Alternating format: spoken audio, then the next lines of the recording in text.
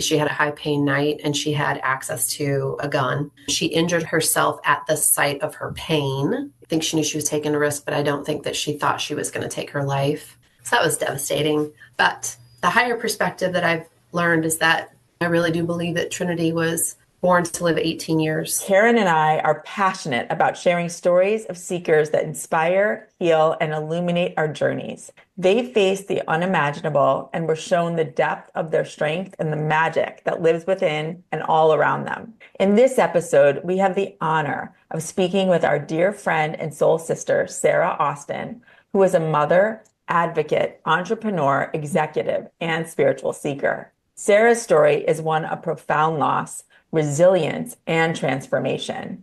In 2021, Sarah lost her daughter, Trinity Lillian Graves, to suicide after Trinity endured years of debilitating pain from endometriosis and adenomyosis, conditions that are still widely misunderstood and too often dismissed by the medical community. In the wake of this tragedy, Sarah's life took a turn she never expected. She could communicate with Trinity on the other side. A woman deeply rooted in her religious faith, Sarah shared what was happening with several members of her faith community and quickly realized her experiences would not be accepted or taken seriously. This revelation became the catalyst for her spiritual awakening, leading her down a path of deep exploration into intuition, mediumship, and connecting with spirit. Today, Sarah is a passionate advocate for endometriosis awareness, a believer in the power of spiritual connection, and a seeker of truth, both in this world and beyond. She has dedicated herself to understanding the soul, the ego, and the ways in which we can communicate with our higher selves and our loved ones in spirit. Her practices, insights, and personal aha moments serve as a beacon of hope for those navigating grief, loss, or their own spiritual awakening. We have so much to discuss. Let's get going. Hi, Sarah. Hi, Sarah. Thanks. Hello. Oh, my goodness. First of all, so sorry about your loss. I just felt like in this case, we have to say that up front because it's still a weight that you're carrying with you. So thank you so much for coming here and being willing to share this incredible story that you have to share with us. Thank you for the opportunity. And also, before we start, I have to say, Sarah is a dear friend of mine, and we really have been able to connect on a soul level. And just like I do with Karen, Sarah and I are constantly sharing signs and synchronicities and revelations that we have. I'm so grateful that we can connect in that way. And I didn't get to meet Trinity, but Trinity comes to me. And so I share what I receive from Trinity with Sarah. And also I get signs from her all the time. And there are certain stretches of where I live. There's one road that I drive down, and there are 3 spots that have different signs, huge signs that say Trinity. For one's a church, one's a college. And I've always noticed it, but now it makes more sense. That's a very sacred road now for me. So I just had to start there. And what we really want to start with, though, is you telling all of us a little bit more about Trinity and who she was and her passions and the light that she brought to your life. So she was my firstborn. Firstborns, they make you a mother, and she was just the most precious gift and so smart and so fun and so funny. She was so talented and creative. Anything that she found interest in, she would research until she became an expert at it. Her friends relied on her for support, guidance. We'd have people staying at our home when they needed respite from what was going on in their families' lives. I taught them to crochet when they were little. She turned it into a business, always making clothes and fashion and into current events and always informing. So in the wake of her absence, she took up so much space that I remember my daughters and I, after she passed, thinking, okay, now who's the funny one? She was our constant DJ. She had all the best music. Rob and I have talked about how, like, spiritually, she was also pretty advanced. She was so much of a person at 18 that it really, as I've continued to journey, it really blows my mind. Well, and how did endometriosis end up factoring into her life? She started her cycle at 12 and she started having painful cycles at 14. And that's when she started missing school. And so I didn't think much of it because she's missing a day or two of school. But then I was at her freshman checkup, I mentioned it to our practitioner, and it didn't occur to me that there could be a problem. So the practitioner said, maybe we want to get her checked for PCOS. It just didn't occur to me at all that there could be a condition. I just thought it was a painful period. For those listening, can you tell them what PCOS is? Yeah, PCOS is polycystic ovarian syndrome. 50% of women have PCOS. It's a very common condition. It's where cysts develop and rupture, and it causes a lot of infertility issues. So PCOS and endometriosis is all intertwined as women's health challenges. So that began our journey. And then the hardship was that Trinity started cycling twice a month. So now she wasn't missing 2 days of school. She was missing 4 to 5 days of school a month. So our challenge was she was missing school and getting behind in her studies, and we needed to remedy this. So we felt like we were on this journey to fix it. And we ended up being in gastroenterology and 3 different gynecologists and urology and of course therapy, because she's obviously making this up in her head because she just doesn't want to go to school, was what these practitioners were saying. And then in January of 2018, her pain became daily. And in August of 2018 was her first suicide attempt with an overdose. And she didn't harm herself, but it was her communication. It was her attempt to say, I can't take it. She was going into private school that year, and she couldn't even make it the first days of school. I didn't know what we were going to do. We didn't know what we were battling. And the school was like, why don't you just take off that first semester and see if you can figure it out? So she was already a year behind because she had missed so much school because of endo. And then she was starting a semester late as well. And fortuitously, an office building mate introduced acupuncture to us. I didn't know anything about Eastern medicine. And I'm like, I will try anything. And it was what got her back online. It's what dialed down her pain sufficient so that she could function. Her pain was always, most often days at a 6 on a scale of 1 to 10, never below a 4. So she still had some high pain days, but it was a little more manageable with acupuncture and Chinese herbs and cannabis. So candidly, her story is published online at endofound.org, so you can read more of that journey. During COVID, acupuncture was not considered an essential service, and so we didn't have access to that source of pain relief. Because of her prior suicide attempt, she was labeled as a pain seeker. And honestly, that was probably one of the worst things that she could have done for our medical journey, because then nobody regarded her complaint. The complaint was pain. It was always pain. That was always the issue. But her therapist and her psychiatrist and everybody that surrounded us thought that this was psychological. And long story short, during COVID, her pain was really exacerbated. She also didn't have the distractions of work or school because everything was shut down. So her pain just kept escalating. And she attempted to manage her symptoms herself and started using recreational drugs. How old was she? She was 18. And we did finally get her laparoscopic surgery during COVID. And we really thought it was going to be like, it's fixed, they're going to get rid of it. But really, we didn't know it was just the very beginning of our journey.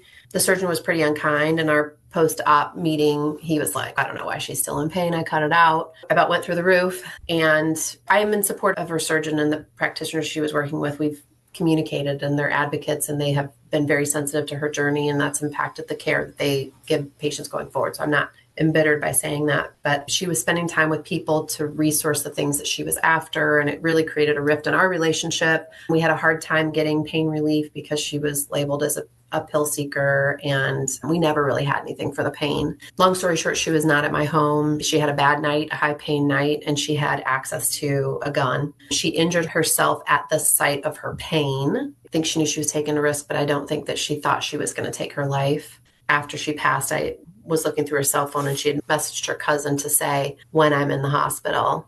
So that was devastating. But the higher perspective that I've learned is that I really do believe that Trinity was born to live 18 years, and it begins this part of the journey. Yeah. And before we move on, because there was so much that comes after this, as you talked about the pain and endometriosis, I don't think most people understand that you can have that level of pain. It is not something that is discussed that often. Can you just talk about that and what people should know? Yeah, and I think one of the challenges that it was for Trinity and I, Trinity was my oldest daughter. We went through a volatile divorce. She was a lot more my partner probably than my oldest daughter. She didn't want to be a burden to me. She saw that I was already spread so thin. I'm working. I've got 3 kids. I'm not getting financial support from her dad. She saw it all. Endometriosis is a top 10 most painful condition in the world. So it is a chronic pain condition, and statistics are very obvious.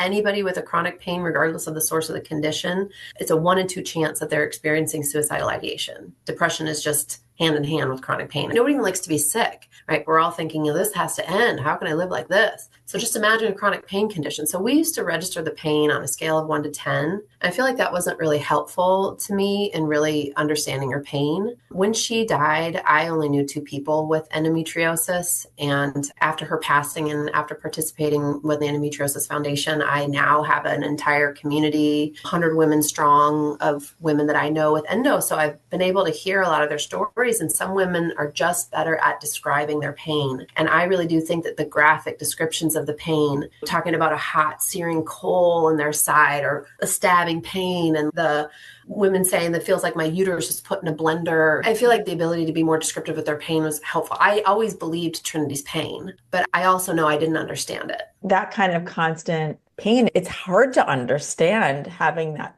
all the time. And I can understand too, as an 18-year-old who'd been living with this since she was 12, right? So like her formative years of, is this going to be my life? And going into that surgery with so much hope that was going to make her better in some way, and coming out of that, and let alone not feeling better, but also not feeling heard by the medical community, must have just been devastating for all of you. Even as a mom, trying to figure out, like, gosh, what is next? Where do we go from here? So I can totally feel the pain across every member of your family in that case. And I will say the devastation really came as we were in our post-op sessions, because we were literally working with the top doctors in the state of Illinois. And they're like, we've been studying, researching endo for 30 years, thinking we're going to find the gene. And they have treatment options, but there's no solution. And there's differing needs of care per patient. Both of our doctors, the medical chair and the medical director, had different perspectives and had a different approach to her same treatment. I'm like, how is this even possible?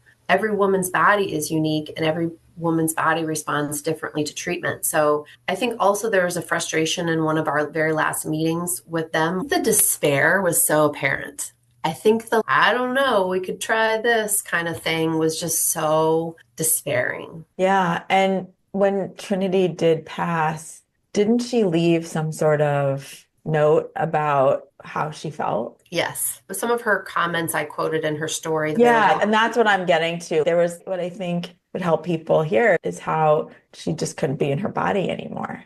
Yeah. She felt trapped in her body. She felt like she could have done so much more, but for this body that was in such tremendous pain. And the fact that, like you had said, I can feel her as we're talking, and this frustration she must have had, how much potential she knew she had. She was so smart, and she just had it. She had a family who loved her. And yet this condition paralyzed her from growing. And knowing that at that age must have been so overwhelming. And so it's not that anyone can say we understand, because we didn't walk her journey. And yet I think there's, from a spirit level, I can certainly feel how I wouldn't have wanted to walk that walk either. Want to have dealt with it for years. Unrelenting, never a day off. Yeah. And not a single day off. And then not knowing it could ever be alleviated. And yet, because of her spirituality, also, there's the humanness, and on a soul level, she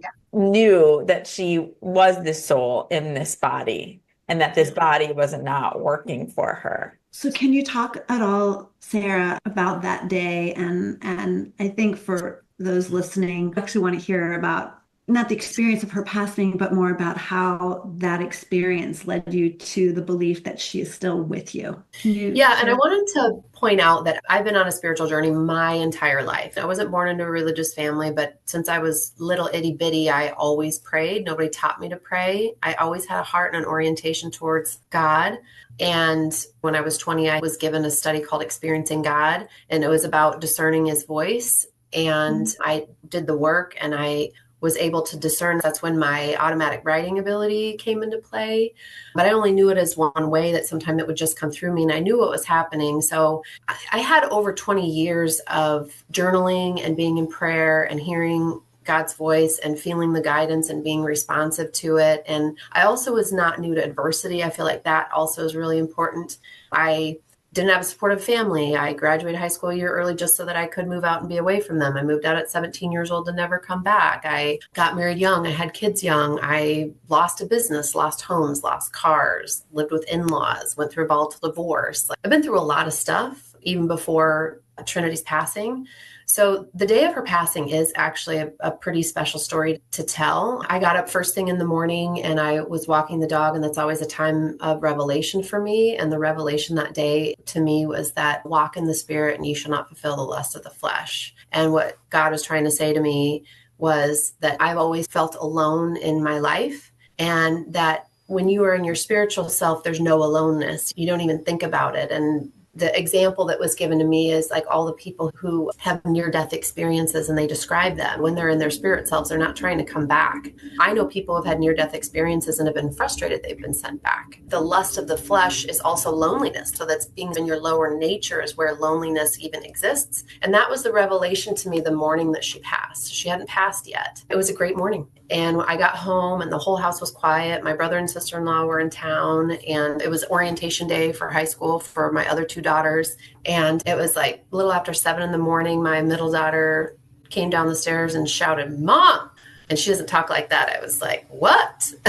And she's, "Look." And she let me read this text message from Trinity. "I love you so much, but I can't do this anymore." And then her best friend had seen her post on Instagram that "I can't do this pain anymore," taken down this post. So I actually didn't even have the address of her dad's home. So I had to contact a family member to get the address. And then I sent 911. And then my middle daughter and I was like, "Let's go." So we're in Chicago. She was in the suburbs. We were like an hour away. I called 911. 911 was on Bluetooth. My daughter Noelle called Trinity and she picked up the phone. So we're en route to Trinity and she picked up the phone. And I don't know if it's appropriate for me to say what she was saying, but on the call, she's saying, "I'm going to shoot myself. I'm going to shoot myself." And it was the same voice that I heard from her when she had her big meltdown back in October, the same sort of psychosis voice that I heard from her. And my mom voice came in to say, "No, no, Trinity, I'm on my way. No, Trinity, I'll be there in 45 minutes. And I wish I don't know if it would have mattered if I had done like "I love you, Trinity." I don't know.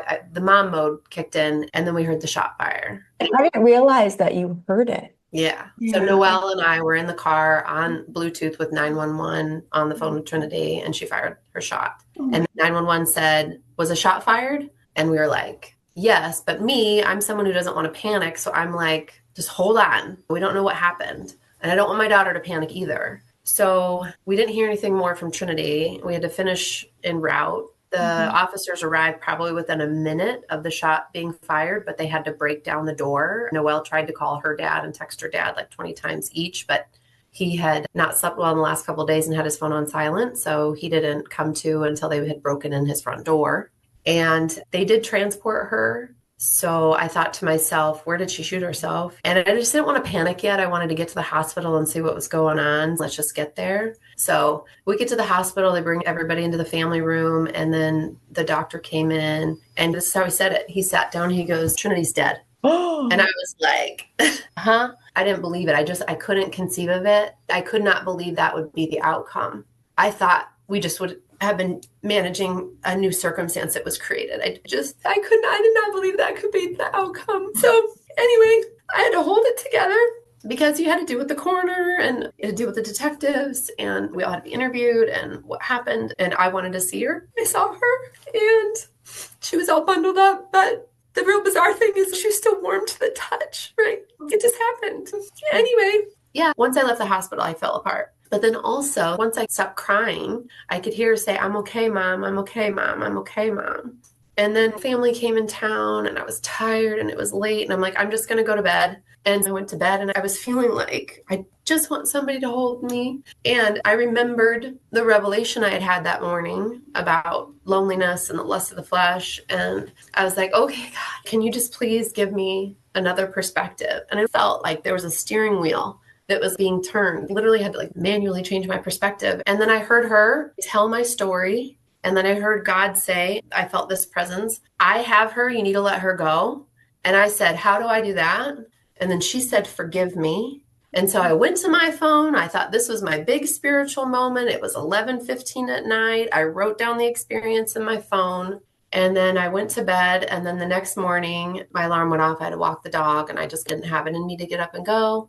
And I heard her say, "Let's go, Mom." This big spiritual experience, I learned in that moment that it wasn't over. She was not gone. And then I also had a vision. I had a vision that she was overlooking her body and didn't want to leave, and that God said to her, "They're going to be okay." So there was a lot that I even saw spiritually even before her services happened, and it was all like real new to me. I would think so. Thinking like for people who are listening, maybe who lost family members tragically who didn't have that experience, why do you think you heard that? What made you open enough to hear it? And what do you think was that breakthrough for you? So I think it is because I had had years of already being in a frequency for over 20 years, already in a practice of daily journaling and prayer and receiving. So I could already hear God's voice, and I already would always yield to the guidance of it. So I feel like you were just adding a voice to that. Yeah. So I feel like my channel was already open. And I also feel really grateful because what a grace to a mom's grieving heart.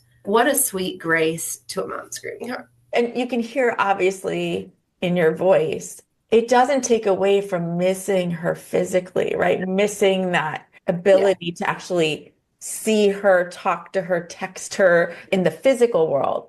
However, your point being, you do still have this relationship. We all can feel her. We can communicate with her. It's just very different. And to process that all is part of the human experience of going through that.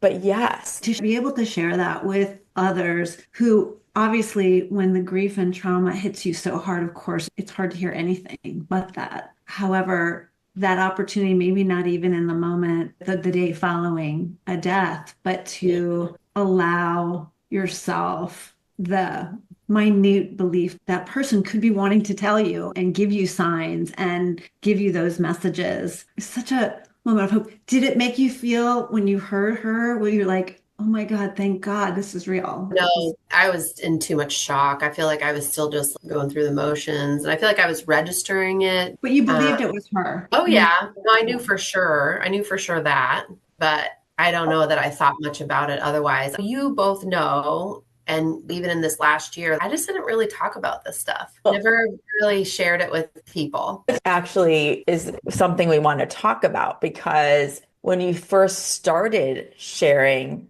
it with other people within your faith community, which can you talk a little bit about how faith came into your world and how important it was for a period of time, and that when you did start to share this, things were different, which is really why you didn't talk to many people about this. I grew into having quite a religious past with my ex-husband.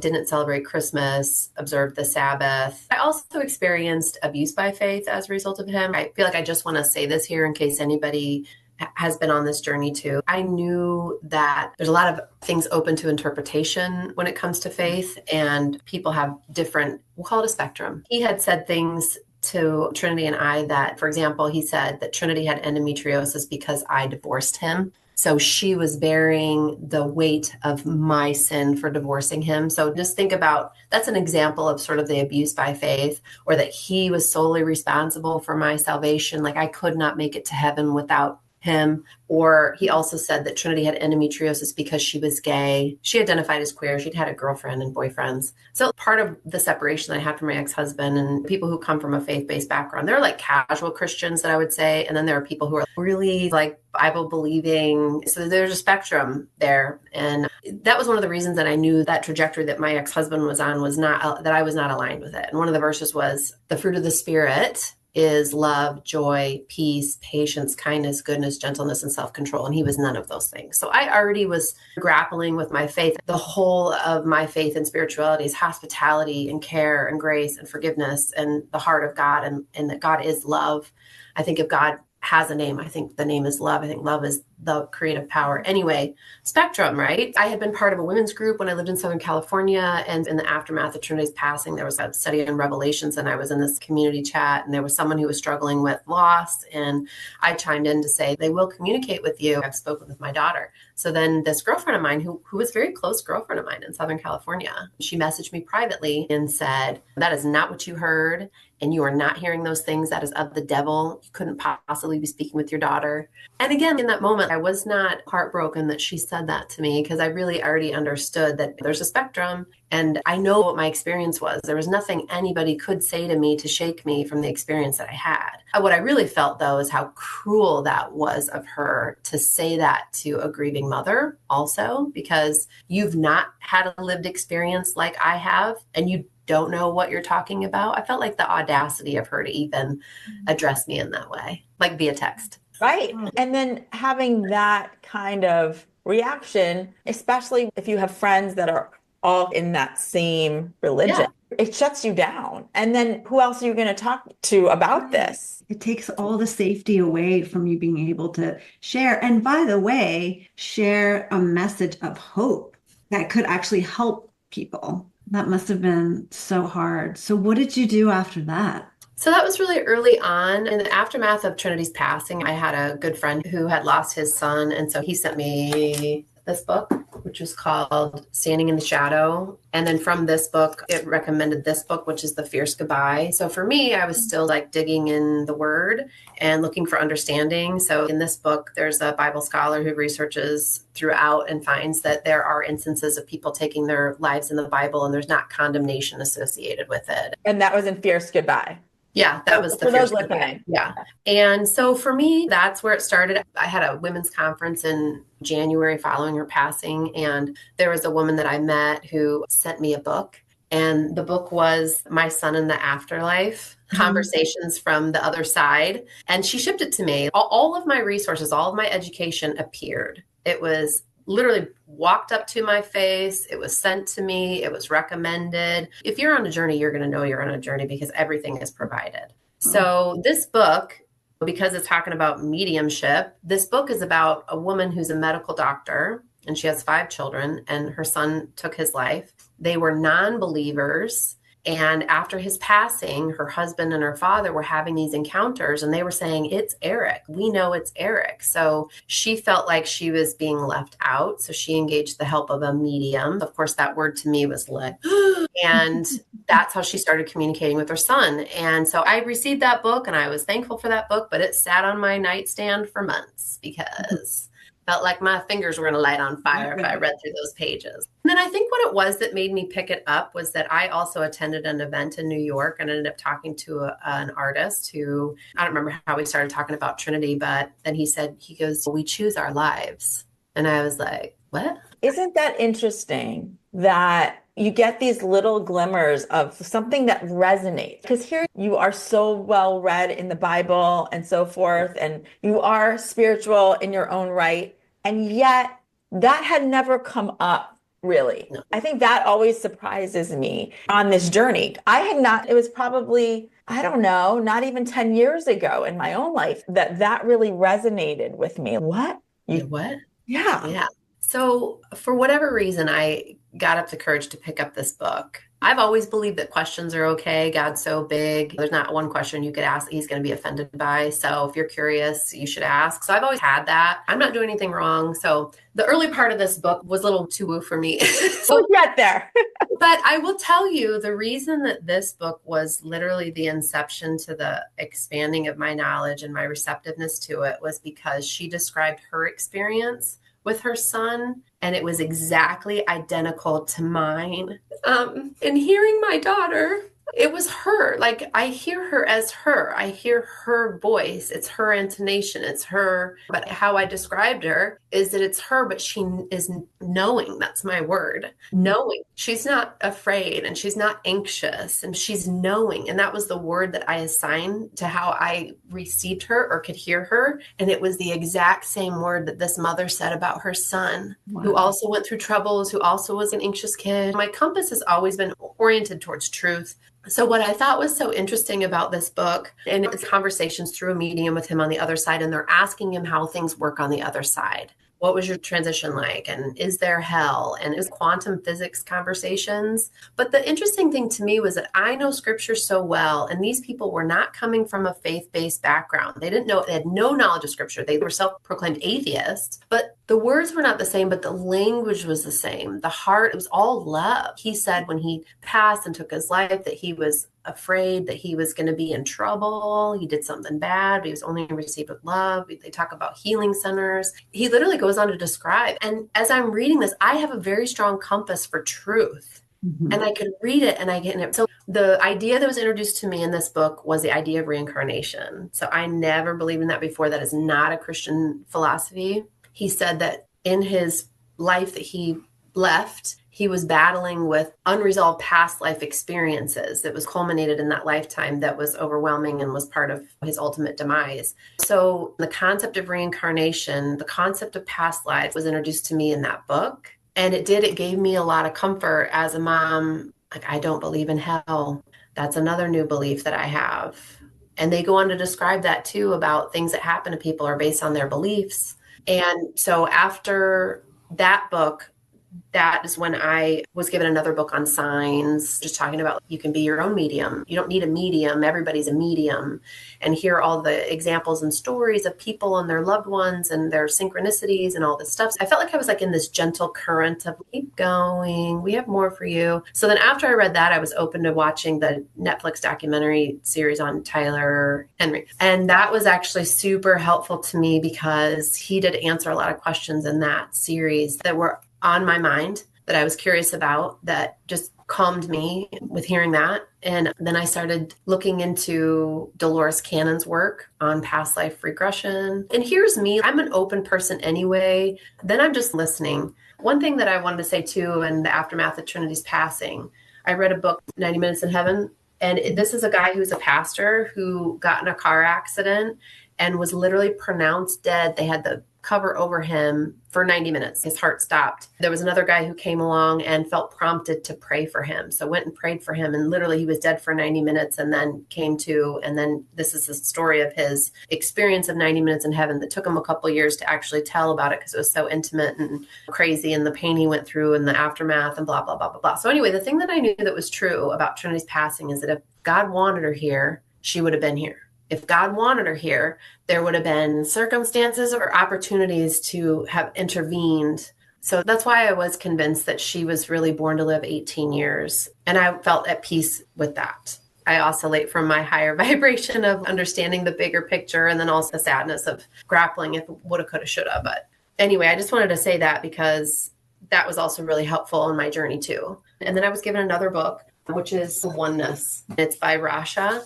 The thing also that blows my mind about all these books and stuff is that this stuff has been around. Like all the copyrights on here, like the 80s, the 90s, the early 2000s. I've read stuff from like the 50s, early 1900s. It blows my mind that I'm happening upon this knowledge right now and it's brand new and fresh to me. And this stuff has been around pre-internet. Like who knew this? What? That's what blows my mind. I even just said it to Robin recently because my recent book that I finished, Radical Forgiveness, that was one that was copywritten in the 80s. What is that expression they say that when the student is ready, the teacher hears? Oh, that's so good. That's so true, Karen. Yeah. And it is, if somebody handed you that book years ago, you'd be like, no, that doesn't resonate. 110%. If Trinity hadn't passed and I had not had the encounter that I know that I had with her spiritually, I would not have been open to this knowledge. I know that for sure. Her passing opened me up to this trajectory. Yeah. So Oneness actually was really profound for me because they talk about the choice of giving up your body. What does that mean, the choice of giving up your body? And how did that resonate? I can find the page. Okay, so if you don't mind, I'll read it. And again, this comes with the higher perspective that there's a greater plan and that our souls really do come here in each incarnation for the purpose of learning and expansion and growth. And sometimes when their lessons are up, they're ready to go. And sometimes they choose to be finished. This is on page 172 and 173. When the circumstances are poignant, the invitation is compelling, and the tendency to overlook the lesson is progressively less likely. Know that in such instances, the individual in question has created those circumstances at a soul level. It may well be in the highest interest of the individual in question to allow the drama to play out to a seemingly disastrous conclusion. 4, that being, as a soul, will be able to reconstruct the life history after departure from physical form and perceive the common threads from a heightened perspective. And many will choose seemingly violent exits from this lifetime in order to have experienced an example of a life issue that cannot be ignored. These summary experiences are profound opportunities for the beings in question to bring to a conclusion life themes they would not be able to master in a less dramatic way. The opportunity for those of you who will bear witness to such events is to be able to honor the perfection in the process of another and to resist the temptation to intervene and attempt to save someone from what he is trying to achieve as a soul. Yet to refrain from saving another from his perfectly created lesson would be the higher gift. Wow. That resonates. And I'm sure, Karen, even for you who has experienced suicide in her life, that's why I wanted to hear it. There's a huge lesson in that. And as a mother, I can talk from a suicide journey as a sister, but I think as a mother who you just want life for your child more than anything. So to be able to get your head around that lesson that they are teaching you and that you can't intervene in that lesson that they have come here to carry out for themselves. Ooh, that's big.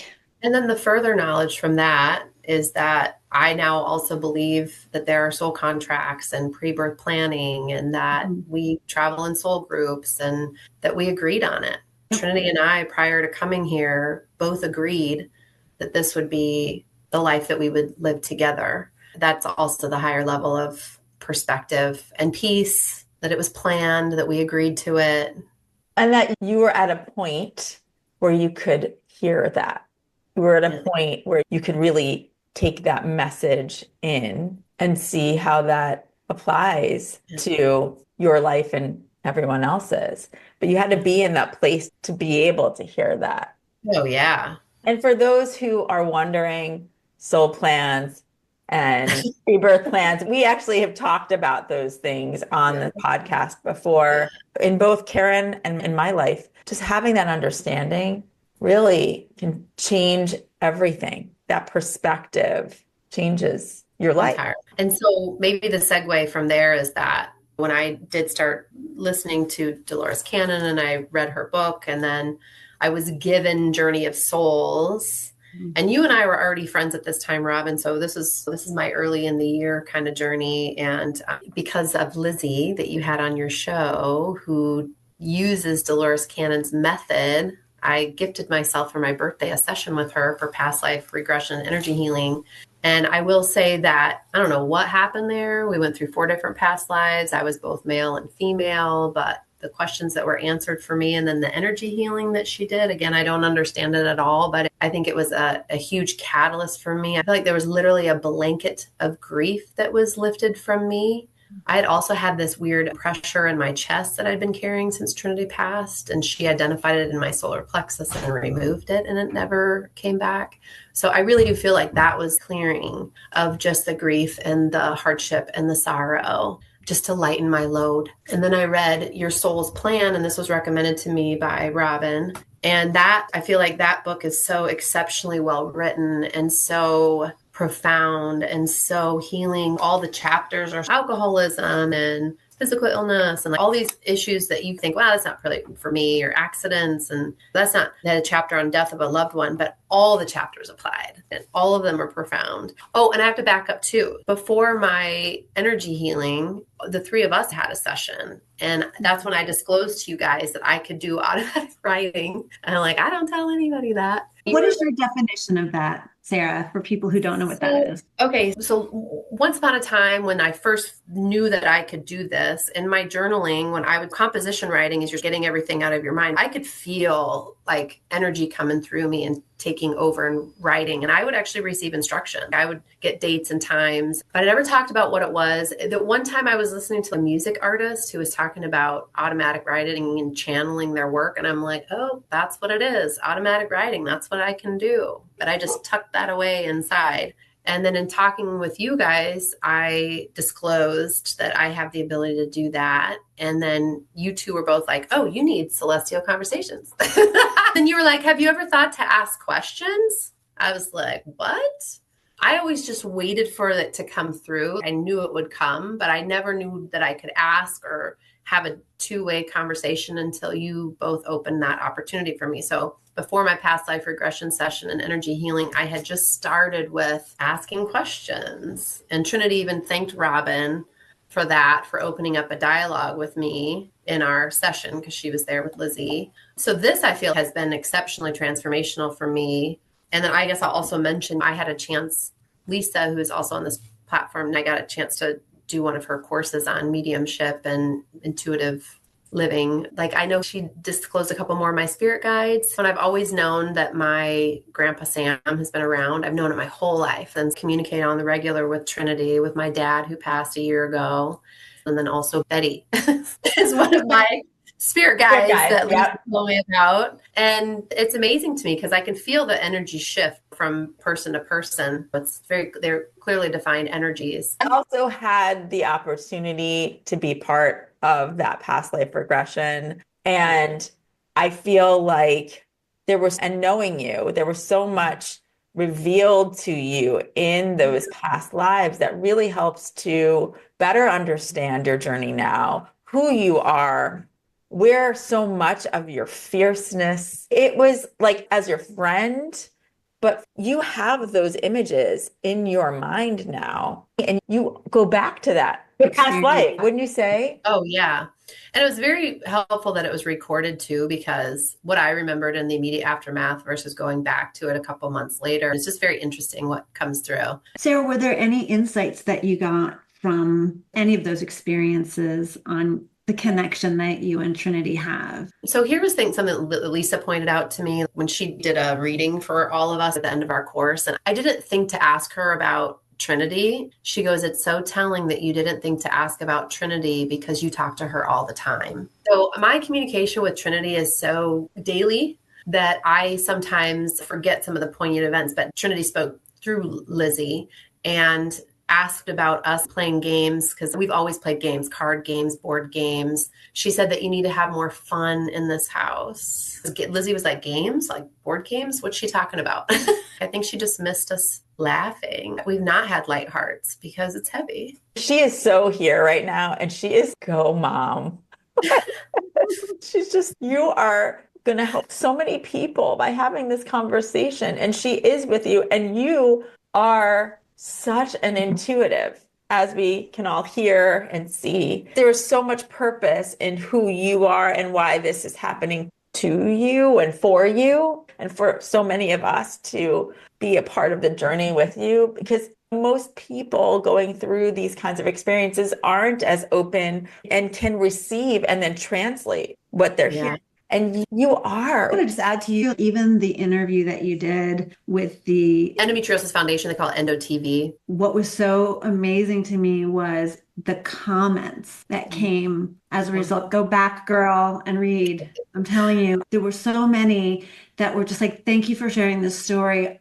I too am going through this and feel this every day. Like, it was as if you opened up a channel for people to exhale, that somebody else understood the pain that they were going through. And that in itself is such a gift. I have a handful of friends that have said, because of me telling Trinity's story, that they have been able to acknowledge now that they have a chronic illness.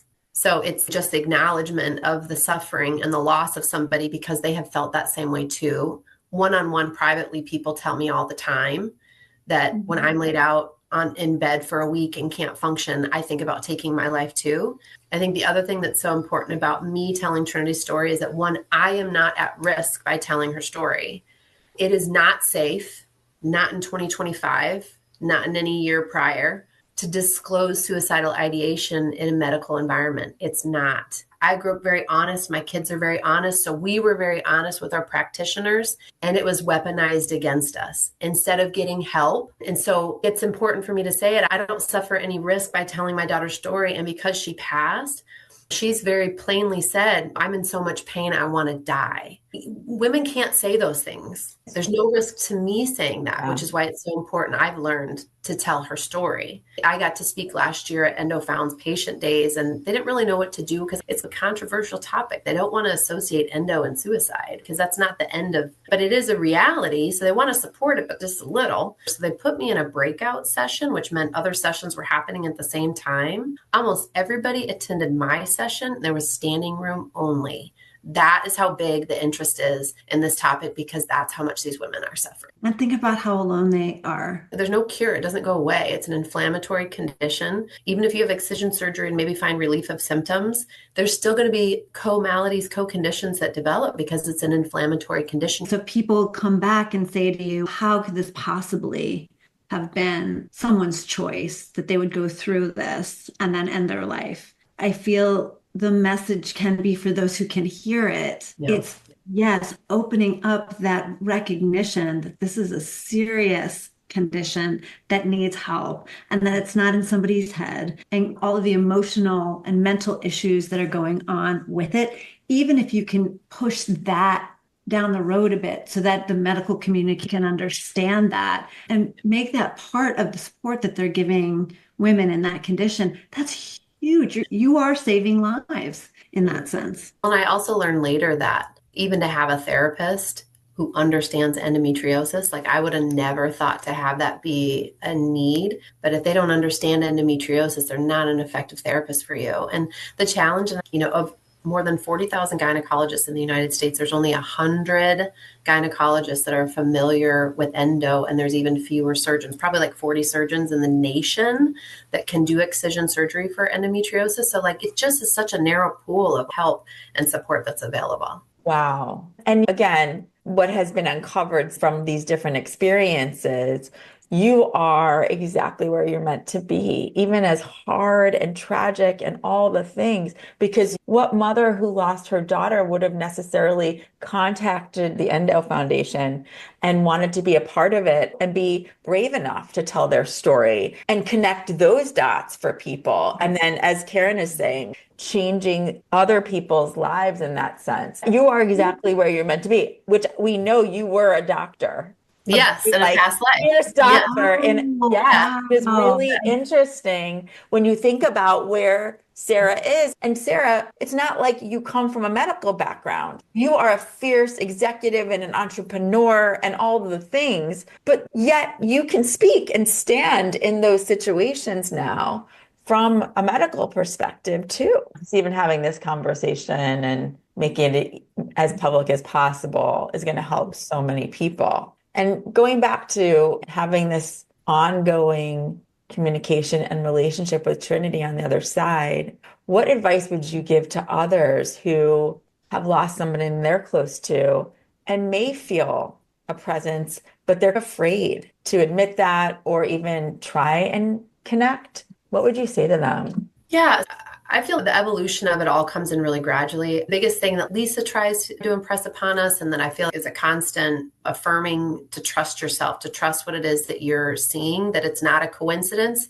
it's a synchronicity. If you're picking up coins or you're finding feathers or you're seeing butterflies or you're seeing angel numbers. Early on, I always saw sevens. Sevens was an angel number that I saw for a very long time. And then I had a best friend who saw ones. And so we started texting each other every time we saw sevens and ones. And then I had another friend who saw way more angel numbers. I'm like, I don't see more angel numbers. And then I started like opening up myself to be like, oh, now I'm seeing fours. Oh, I'm seeing threes. Oh, I'm seeing twos. So it is about paying attention, looking around. It is about recognizing. It is about looking at that license plate that turned right in front of you, 555. It's communication. So just believing it. Honestly, this book, Celestial Conversations, which was written by Karen's mother, tells you everything that you need to know about just communicate genuinely and then allow the communication to come through you, but believe it. And it can be part of your daily practice. Exactly. Right? Asking, and like your word earlier is that trust. And whether you share it with somebody else or not is totally up to you. But I think people will be amazed with the level of information and communication, affirmation that they can receive if they allow themselves Absolutely. to just, and whatever comes through. And I want to just even bring up You talked about awareness, and the numbers that you just said in this last answer that you were giving, you kept saying that you were seeing sevens and that your friend was seeing ones. And 1117 is my number. And so I just want someone listening or watching to understand it's even those moments for me to know that's my sign for being exactly where I'm supposed to be. And that comes from my dad and my spirit team and all that. So it's even once you have this in practice, it comes to you all the time. I wouldn't normally say that out loud, but because we're talking about it, I feel the need to point it out. And you're the messenger. That's so cool. The other thing I wanted to say, when you talk about God, I just would love to, for those listening that are not necessarily religious, and for those that are, we asked you what God meant to you. And I agree, God is love. And we can all use terms like God or universe or Buddha, whatever you're comfortable with. But when you were talking about God, is that a certain voice? And now that you've been through this, what, in addition to God being love, do you also see that as like this channel of spirit? Yeah. So in that book about channeling Eric book, Conversations from the Afterlife, he explained how we're all a part and piece of the creator. We're literally all a part and a piece. And then honestly, after working with Lizzie and her talking about our higher self and connecting with our higher self, I do believe that my connection is with my higher self because we're all a part and a piece. So source, love, I feel like God is just an easy word to use. I just wanted to clarify that for those listening, because I think it can mean different things to different people. And so that makes sense. And how the evolution is still in line with the original idea of God that you were taught. It was just evolved and actually expanded. That's right. Which is beautiful. What's your practice now as you're still in this process of acceptance and of where things are now? What does your spiritual practice look like now? I'm only about 3.5 years post Trinity passing. And, I think Lizzie actually said that 5 years is a good sort of middle mark. So I'm not even there yet. And I talked to a mom who had lost her daughter like 10 years prior. And I'm like, does it ever get better? And she was like, no. So I don't know where I'll be in another 5 years or whatever, but obviously growing. So my spiritual practice has grown. And I think that's something that I've also learned on this journey is that everybody has their own. I loved hearing about what you do. And I really like hearing how it develops for other people. So for me, something that I've held on to, I start my day with meditation. I do 15 minutes of music meditation. That was something that Lisa taught me. I'm able to visualize things. So I'll ask, what do I need to know? What would you like to show me? I'd like to receive. So sometimes I get something that's really clear and sometimes my brain is too cluttered and I don't, but I'll just write down whatever those thoughts are. And then I'll take a minute or two on just being grateful, things that I'm grateful for, and then also forgiveness. Then I'll go into visualization. So mostly that's affirmation for myself, for my hopeful life partner, and for my business. So mostly that's powerful affirmation statements. And then I'll ask for help. So whatever's on my mind, and I'd like help with this, or I'd like to make sure the girls follow through with this, just a brain dump of things I'm thinking about that I'd help with. And then I'm real specific to ask, like something that I'm needing in the next 48 hours, like communication from certain people, or a meeting to go really well, or a result to occur. And that I learned from the book E Squared. And then also there was a documentary on Netflix. I didn't want to forget his name. Anyway, he talked about sending love to people. And then that's like the energy and the frequency is like sending love and vibration to people. And then I go into my council. So after that, I talk to my higher self, and then I talk to Trinity, and then I talk to my dad, and then I talk to my grandpa Sam, and then I talk to Betty. And then that's how I start my day. And then at the end of the day, I'm usually tired, so I keep it really simple. And Robin gave me the word that this is called grounding. At the end of the day, I just record the good gifts of the day. So everything good that happened in the day that I can think of or recall. And I keep it really brief. And then I hand the floor over to Trinity again. So I close my day with Trinity as well. And then that's it. Can I ask how your other daughters are doing now, and how do they react to this belief that you have that Trinity is still around? Do they feel that way? So thank you for asking for that, because I feel like something that I've done well in the aftermath of Trinity's passing is that there just was a declaration of no shame. So we talk about all of it at any time it comes up. and whatever you want to talk about. Just having no shame around her life and the story. Anyone with children know that your children are all very different people. So the way they process and are oriented towards spiritual things is very different. I share a lot of resources with my youngest daughter, my middle daughter. I think the spiritual perspective just comes really easy to her because I don't think she really questions it. We keep it just really open. It took me a minute to talk about my past life regression because the challenge also is that their dad is still very religiously minded and lives in a very different world. So I was a little careful with that. I don't think that they think that I'm weird or anything. They see me live my life. They see that I'm very open-minded. They see that I discuss all things. I feel like it's the best opportunity for them to be receptive in however it is that they're going to expand on their journeys. And it may take them time as well. Yeah. They may have to come to their own crossroads before they're even open again. And they realize that this experience was tucked away for them to really learn from when they're ready. I was just visiting my brother last week, and he said, I can't believe it, but I feel like it took me 10 years to really talk about Cindy. I just filed it away because it's how our family always was. Even with my mom writing this book, I think she felt like she didn't want to infuse that experience and her perspective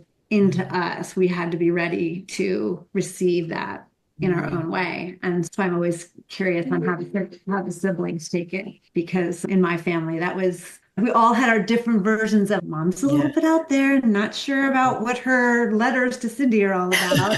Until when I read her book for the first time, I was like, oh, that's what that is. And that was the first time it really opened me up even to receiving that as a possibility that those conversations could really exist. So you got to live your truth for your children and let them take whatever it is that's relevant for them. And then when they're ready, they'll hopefully be ready to do whatever they want to with that information and have that connection again with their sister. Yeah. Here's one thing also that Trinity said to me. Trinity said, you had to lose me to gain me. I'm with you now more than ever. So that's a tough reality. We talked about like the oscillation between, okay, spiritually, I can make sense of this and I get that concept, but we miss her in the physical. Like she was a shelter. So I've encouraged it to talk to her and that you can. And I think as you get older, you expand that, right? And whether they want to take that from you or you will be able to give them these resources to just have more communication, even if it's not 100% through them, but through others, it will be there. You're walking the walk. And to that, I think the only other thing I wanted to ask, we always talk about the magic that the more we understand, the more we understand about why we're really here and why all these things happen to us. But I would love to hear too, there are the realities of you going through this grief journey. How do these tools that you've picked up along the way help you? I'm just thinking again about other moms or other people who are going through this grief journey. We always love to say there's all these wonderful things and all these wonderful possibilities. We're all at different places on our belief journey of all of this. So what would you say to those that are really in it and need a little bit of ray of sunshine, maybe from somebody who's walked the walk ahead of them? So I feel like I'm good at feeling the feelings. I'm good at allowing myself to sit in my emotion. I like to process my emotion. It's okay to have a heavy day. I run the New York City Marathon for fundraising for the Endometriosis Foundation. I've done it for the past 3 years, and I help out with their patient days and I help out with their Blossom Ball. And I love that community, but not for 1 second when I'm there or when I'm running do I ever forget the reason that I'm doing it. Yeah, it's heavy and it's hard. It's not really easy to be on Front Street. I just know that I'm willing to do it. That's part of why I'm having the journey. I'm willing to do it. I'm willing to say it and give it a voice and take the risk. We are so grateful for you and for you sharing your heart and your journey with us. And really, I personally am in awe of you because you are so courageous. You are so brave and you are such a force in this world. And you were before Trinity and you are with Trinity on the other side and as a partner in spirit. You are teaching all of us so much. So thank you for being so open to all that is coming in, because we have so much to learn from you and with you. I just love you. So thank you. Yeah, thank you. I just love you for speaking your truth about your journey, but also Trinity's journey, and the fact that for those of us who've been on this suicide we become part of this club that we never want to Yeah. be part of. But I just so love the fact that you are willing to shine the light on that and not put it in the darkness. I think those who have crossed over in that way, only they understand exactly Yeah. what has happened. And so for those of us who are here, to not judge that or judge the families around that, because Right. it's enough of a weight to bear and the fact that they've lost that person. So I just really appreciate that because I know it means stepping into that light where there can be a lot of judgment there. So I stand with you. Thank you. And thanks to Trinity too for Yeah. being such a light and such a force as well. There's no coincidence, as we've said, that you plan this life together. And she continues to really teach all of us and be a leader for us. And I can feel that. So thank you, Trinity. And I did want to mention that if you or someone you know is in need of crisis services, please call the Lifeline, which provides 24/7 free and confidential support for people in distress. And that number is 1-800-273-8255. To learn more about endometriosis resources and support, visit endofound.org. And for everybody listening and who heard all of the books that were mentioned, we will have those listed. And Sarah actually has a whole list of some more books that she provided. So we're going to make sure we'll have those in our show notes. Be sure and check those out if you're interested. You can learn more about Sarah and all that she's working on at thescratchpantry.com. And look out for Sarah. She's a part of Seeking Center. And so we know we're going to be speaking and working more together in the future. And we're just so grateful for you. Thank you.